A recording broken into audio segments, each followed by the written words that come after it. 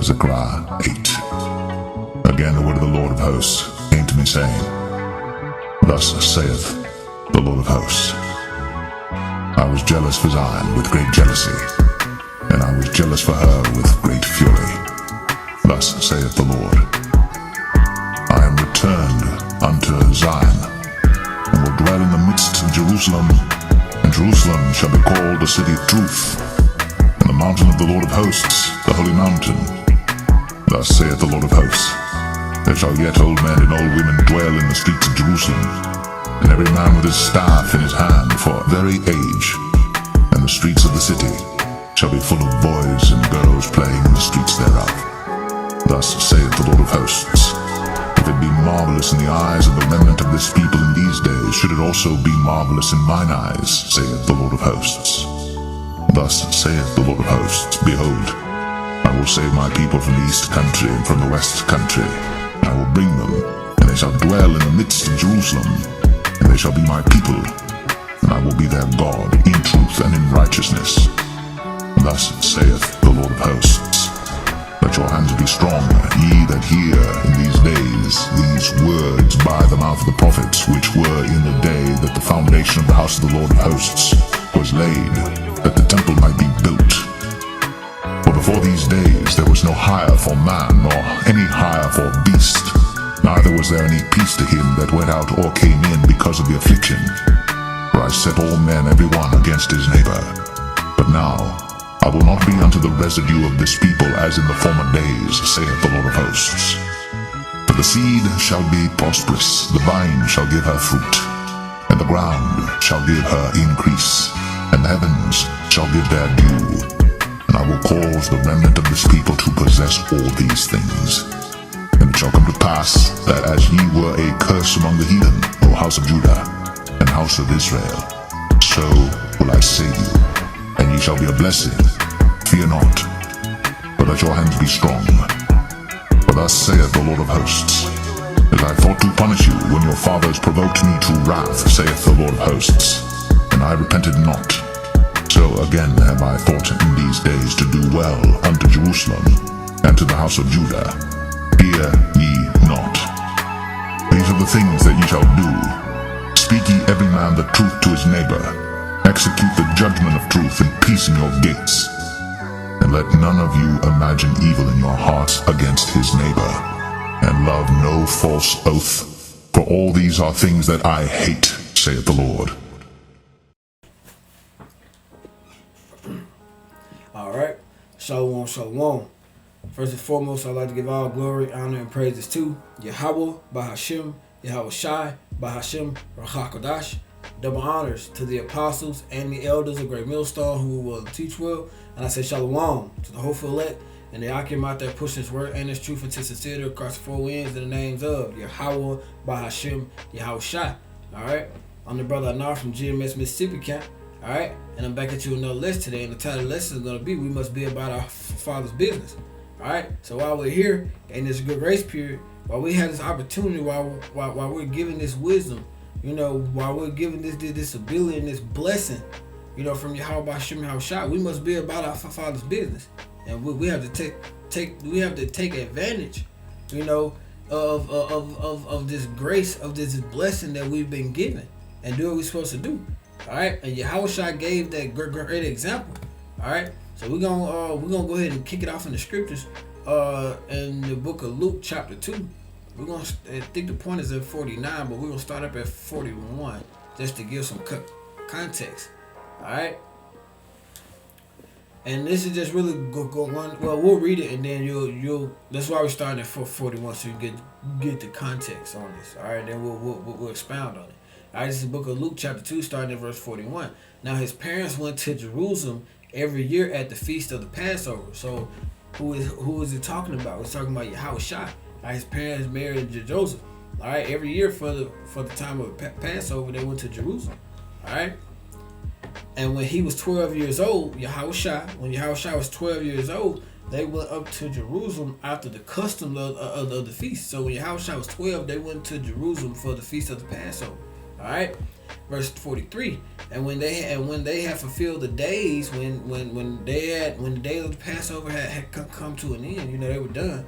All right, as they returned, the child YAHAWASHI tarried behind in Jerusalem, and Joseph and his mother knew not of it. So once the Passover, the feast of the Passover was done, when they got back, YAHAWASHI had stayed behind in Jerusalem, and they didn't know it. All right, verse 44. But they supposing him to have been in the company, and went a day's journey, they sought him among their kinsfolk and their acquaintance. So they're looking for him amongst their kinfolk, their family, and their friends and everything like that, and everybody they know. All right, but they can't find him, which is what it's gonna say here in verse 45.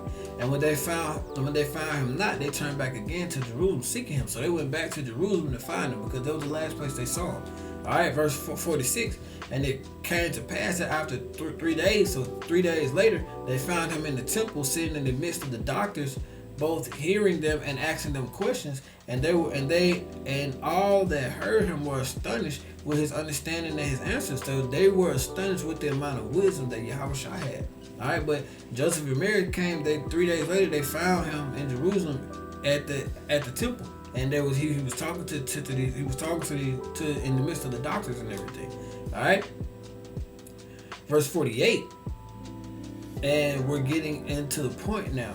All right. And when they saw him, when Joseph and Mary saw him, they were amazed. So they was happy that they found him. And his mother said unto him, Son, why hast thou thus dealt with us? Behold, our father and I have sought thee sorrow. So she said, hey, we haven't been able to find you. You was missing. All right, we were worried about you.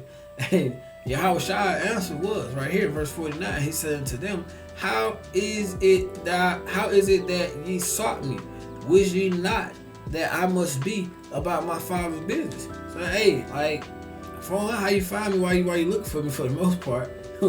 So he basically saying, I must be about my father's business. While I'm here, I must do what I came here to do. All right? I can't be lounging around under mama and under daddy all the time. I can't be, chasing the bag. I can't be doing, and I'm pretty sure they had different other things that they were doing in those times as well. But Yahawashi said it specifically, I must be about my father's business. So I must be about my purpose. We have to be about our purpose. We have to be about what Yahawashi gave, the responsibility that he gave us to do. Because Yahawashi gave us the best example in that. All right? Because that's our duty. That's our whole duty. All right, let's grab that in the book of Ecclesiastes chapter 12, verse 13. This is the book of Ecclesiastes, Colossians chapter 12, and verse 13. Let us hear the conclusion of the whole matter. All right, the conclusion of it all. Everything, all in all. Fear the Most High. All right, and keep his commandments. All right, for this is the whole duty of man. All right, and if you fear Yahweh Shai, if you fear the Most High, keep his commandments, we're going to do what we're told to do. All right, we're going to be about our purpose. We're going to be about our Father's business, because that's the whole duty of man. All right, and it's not talking about man as in, having a rod, the anatomy of man, but he means man as in us, are the people. We must be about our Father's business. All right, we must fear Yahweh Shai. All right. And we must keep the commandments. All right, that's our duty. All right, that's part of we must be about our Father's business, and we must fear Yahweh Shai. We must keep his commandments. All right, so this is said is the whole conclusion. It's the conclusion of the whole matter. All right, that's the only thing that matters. All right, because much has been given to us. All right, especially the brothers, those of us who are blessed with the Spirit of Yahweh Shema Shai to be able to get into these scriptures to why Yahweh Shema Shai for that. All right, much has been given to us, so much is going to be required of us.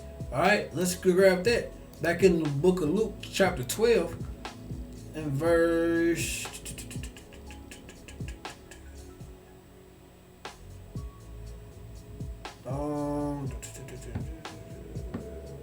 Luke chapter 12 and verse 48, and this is YAHAWASHI speaking that well.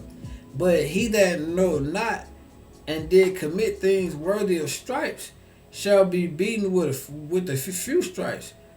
For unto whomever much is given, of him much shall be required, and to whom men have committed much of them, and to whom men have committed much of him, they will ask the more. Alright, but the point out of this, he says, for unto whomever much is given, of him shall be much required. So much has been given to us when it comes to this spirit and this wisdom and knowledge of YAHAWASHI. So much is going to be required out of us. YAHAWASHI. We're going to have to sacrifice. We're going to have to cut things out. Alright? Like we're not of this world. Alright? So it's going to be harder for us to cope with the world and be amongst the world. Like we're not meant to fit in with the things of the world and what people do. Alright, but the point is, much has YAHAWASHI has blessed us with much. Alright, we're rich in spirit. So it's gonna be a lot required out of us. Alright? We're gonna go through things that people just ain't gonna ever understand. Alright? But with that, we can't quit. Alright? Quitting is not an option. And our RAWCHAA, we stay in the same spirit. Again, quitting is not an option. Alright, this is the book of Luke chapter 9 and verse 62. And YAHAWASHI said unto him, no man putting his hand to the plow and looking back is fit for the kingdom of the Most High. Alright, so ain't no turning back. Ain't no turning back. There's no way you can come amongst the wisdom and come amongst the truth of YAHAWASHI and the mysteries of the kingdom and then go back into the world. You will never be the same. Alright, we will never be the same because we know. Alright, you can try to fake the funk all you want to, but you'll never be the same, man. Alright?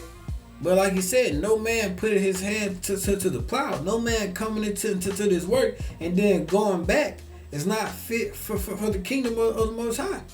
Alright? It's not saying, brothers are gonna have moments where we all in the flesh. There are things that we have to take care of, that may have presence. Overall, we plan our life around this truth around YAHAWASHI, but we still have that day-to-day as well. We're in that grace period and we understand that we continue to ask YAHAWASHI for that forgiveness and giving him that thanks for this grace period because we're supposed to be rehearsing. Alright, but the point is, you don't come into this thing and then turn around. No, that's not like once it get bitter, you turn around. No, that's not how this works. Alright? There is no looking back, man. Because YAHAWASHI is not finna die on the cross for us again. It's just not happening, man. It's just not happening. Alright? I got one more and then we're gonna close out. Alright? Let's go to the book of Colossians, chapter 3. Too. Colossians chapter 3, we're going to scroll down to verse 23 and 24. Alright? And whatsoever you do it wholeheartedly as to YAHAWASHI and not unto men, knowing that YAHAWASHI, ye shall receive the reward of the inheritance, for ye serve YAHAWASHI HaMashiach. Alright? So just go into saying that we serve YAHAWASHI HaMashiach, who sits on that throne, alright, right under our Father Yahweh. Alright, but everything we do it wholeheartedly for YAHAWASHI. Alright, we do everything. We must be about our Father's business. Alright, it is our whole duty. Alright, to do everything. It is our duty, our whole duty, the whole conclusion of the matter that everything that we do is done wholeheartedly to YAHAWASHI and not unto men. Alright, not nobody. This is all for YAHAWASHI. We give him the praises, the glory, and the honor for everything. Alright, and to people of the world, it may sound cliche or whatever, but honestly, be the truth, I don't give a fuck. Alright, this is being real. I care about being blameless in the eyes of YAHAWASHI. Damn what anybody got to say. Alright, and all brothers I think I speak for our brothers when we say everybody on that same freaks, our brothers out, we stay there. Alright? But again, whatever you do it heartily as to Yahawah Bahasham YAHAWASHI and not unto men, knowing that of Yahawah Bahasham YAHAWASHI you shall receive the reward of inheritance, for you serve YAHAWASHI HaMashiach. Alright? So we know that again, we must be about our Father's business. This is our whole duty. Alright? Much has been given to us, and much is required, and much is going to be required of us, and there is no turning around. Alright, there is no going back. And our Barak is out, we stay in this spirit. Alright, that concludes this lesson. I wanted to be kind of quick. Alright, I pray that this lesson was edifying to you. Till next time, I say a ball. Come Yasharahla, Yahawah Bahasham YAHAWASHI, Bahasham QADASH, Barak Atham, Shalawam.